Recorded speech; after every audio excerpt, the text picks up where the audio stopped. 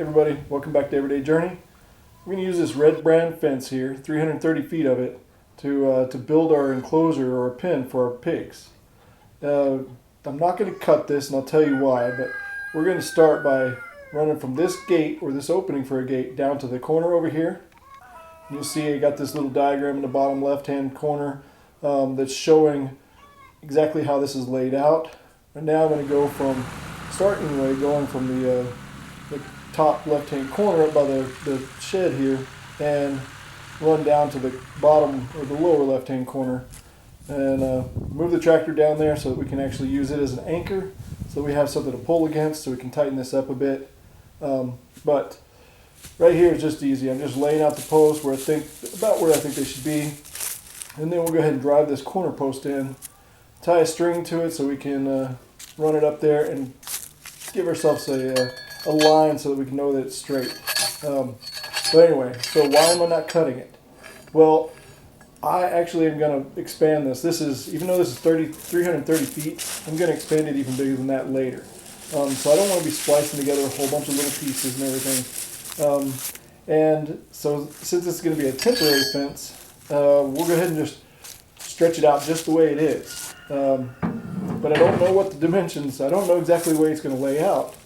Until I, again, start from each end here, one side of the gate to the other side of the gate, and just stretch it out and see what we get.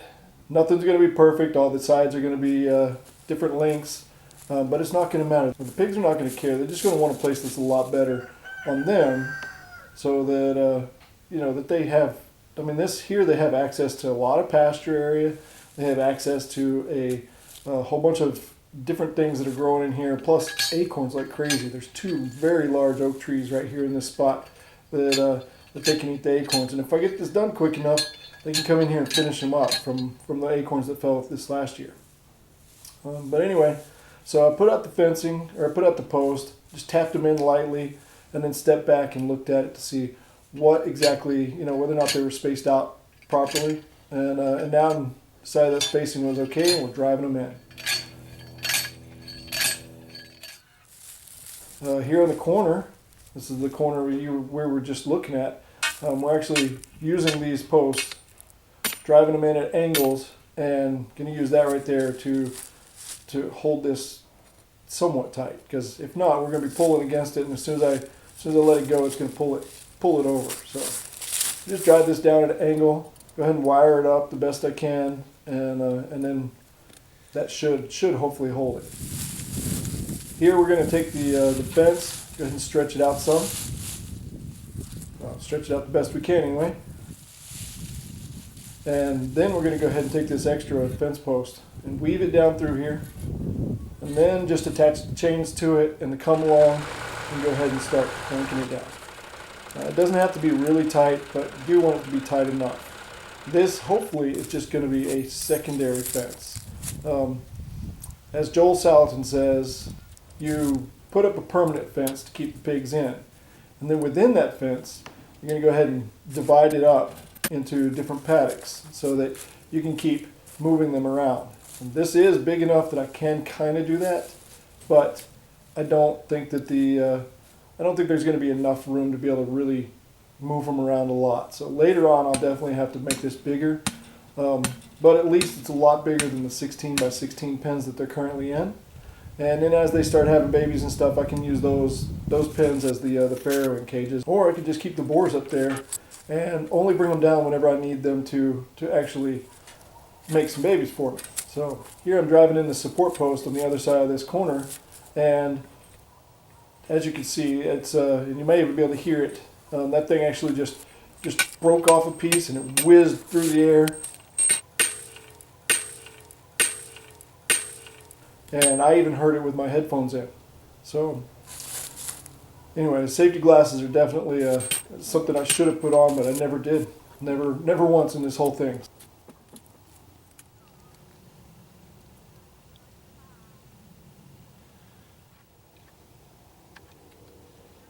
Here we're actually going ahead and connecting the other end to the other side of the gate, and go ahead and start stretching it out.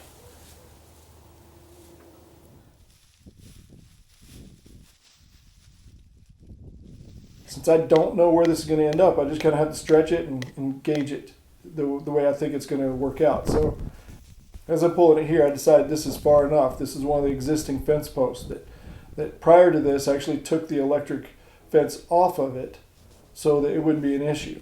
I just go ahead and drive in some corner supports for it and then go ahead and start pulling the fence tight.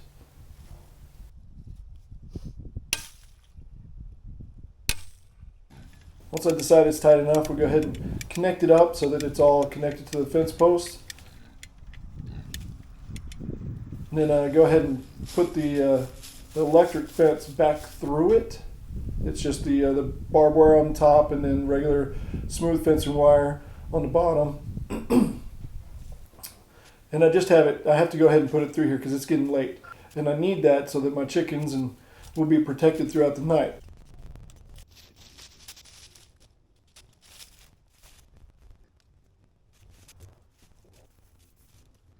So real quick, just running it through here, connecting it back up, and then once I think it's good enough, we'll go ahead and go down to the barn and turn this thing back on.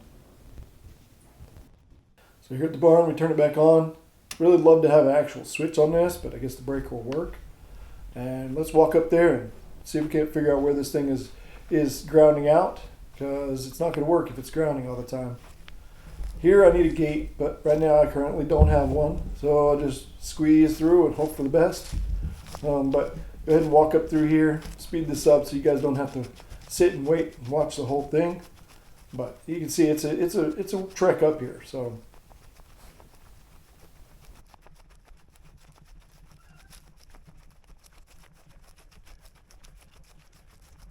and the closer I get, the more I can hear the popping. So this thing's definitely grounding out some. Get on the other side of this fence here and see what's going on. And of course, as soon as I walk up here, I really can't hear it anymore. So I look down through here and I figure out where it's touching. And since it is literally just laying up against the fence, it's not arcing, so you can't hear it pop. But as soon as I push the fence away from it, you definitely hear it start arcing again. So this will get it to where we at least can find the other issues. We just got to walk down through here, find each one of them, and make sure that everything is spread out enough to where it's not arcing between the two.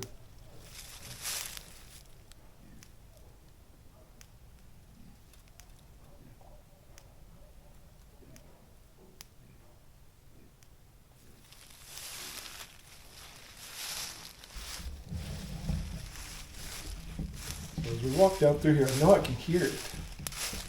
I can't really see it. Oh, wait a minute. There it is. Right there. It's a pretty good arc. This thing is definitely hot, I'm telling you. It literally has killed 2 of my chickens so far. And so it's not really a good thing to be able to have the chickens on this. But luckily I just use it at night now. And it's not really an issue. It just protects them. They're inside and they shouldn't be able to be shocked by it.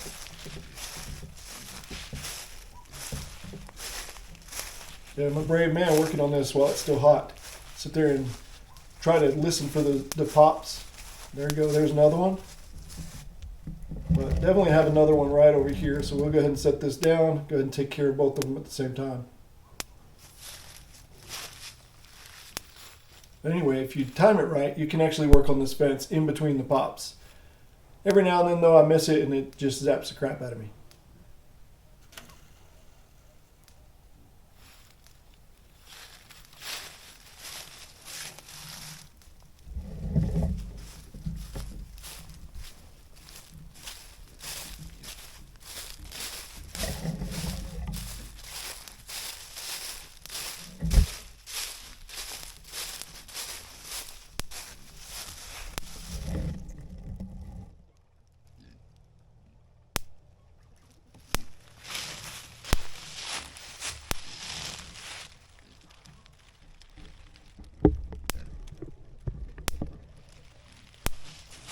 Right here I got one more. It's just a matter of pushing the fence away from it a little bit. And as soon as I do, just sit back, listen. That's the way it should be. Anyway, now we got to work on these other 2 sides. And since the fence is all connected, this is about where I think the corner should be. So I'll go ahead and hook up the tractor and pull it. as tight as I feel comfortable with, and go ahead and set our corner post. And just like before, we drive it down, and we go ahead and drive our post on either side so that we support it, and then we can attach the fence and start working on this one side. Now what I'm going to do to tighten this up is actually just hook to the very middle, just move the tractor around there, set it in place, and go ahead and pull it over towards the tractor. And yeah, it's not going to be a straight side, but it doesn't matter because it's going to be tight, or at least tight enough. If you can see it right here, it's actually loose at the top. Being loose at the top though is not really a problem. The pigs don't care, they're never going to get up there. It's just got to be tight at the bottom. And again, this is supposed to be secondary.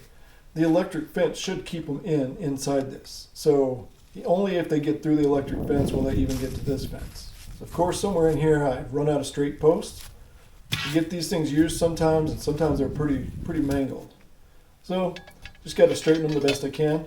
The way I do that is just take me to the straightest one I found and go ahead and drive it down. Once it's about right, then I go ahead and bend it and then wiggle it around so I can pull it up. And that right there is straightened out pretty well. Now let's move on to this crooked one. You just drop it down in the same hole. And if need be, you just use the post pounder and knock it down a little further because you got to get it right down to where it needs to bend. Then once you got it there, you go ahead and bend that thing however you need to get it straight.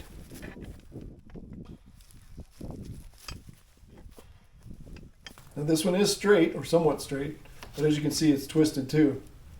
I don't think that's going to matter much. As long as it's straight, we'll go ahead and use it. Just like everywhere else, I'm driving these posts down. Here I'm starting at the very end and then working my way towards the middle. That way the last thing I got is go ahead and let go of it and let it pull against the middle post. But what I do is I drive it down some ways anyway, and go ahead and attach it, and then I drive it down even further so that it pushes the fence directly down into the ground, or at least right at the very top of the ground. That'll help keep it nice and tight down there. And then I just keep driving posts until I get closer to the middle. Then I go to the other side and do the same thing and start working my way the opposite direction. And then once I get to the middle post, I go ahead and drive this thing down, go ahead and unhook the chain and all that, get rid of that other post that's just there for pulling it, and hook it up.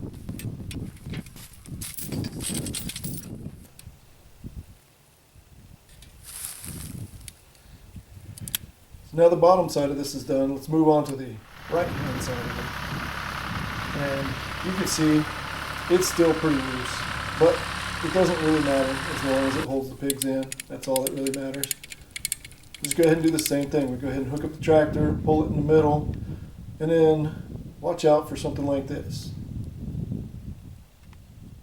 I know you can't really see it very well, but this thing is actually pulled up some, so I'll go ahead and address that later. I just make sure that I don't make this side as tight. That way, whenever I go and fix this later, it'll tighten it up a little bit more.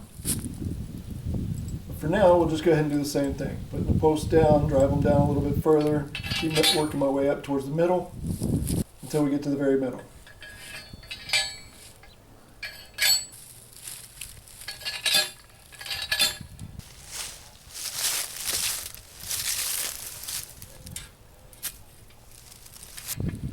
It's nice to see this one's finally done.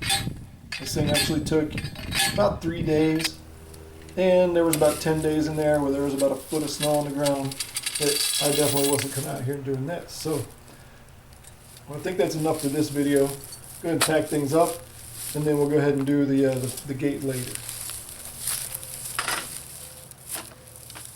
Well, as you can see, that wasn't too bad. I mean, yeah, it took several days to get it done, but little by little, just put a little bit in each day, and mine was being broken up by having to go and get my son, having to deal with the animals, I mean, just all different kinds of things, plus the blizzard that came through in the middle. So it's like eating an elephant, just one bite at a time. The next thing I got to do with this thing is build this gate. I don't know if I'm going to build the same kind of gate, or exactly the same kind of gate anyway as what I have on the pens, because it doesn't really need to be anything like that. I'll look through my scrap wood and see, may just build it all out of wood. And if I need to, I'll put some wire fencing up over that. but I don't have any more cattle panel to be able to use for the front face of it like I did the last ones. These pigs don't really push a lot. They do kind of climb on it, so I guess I'm just going to go with build it with what I've got, and if that doesn't work, then I'll address that later. But I definitely got to get this thing done. So as soon as I get that done, I'll run the electric in there so that I can actually put them in, and then afterwards I'll build a shelter, and it'll probably be a very temporary shelter to begin with, and maybe I'll just do the same thing as what I got with the pallets and do another pallet shelter for them. All right, so until we get that gate going, that's all I got for now. Hopefully you liked the video. If you did, hit that like button, subscribe, hit the bell notification, all that stuff. And until next time, y'all take care.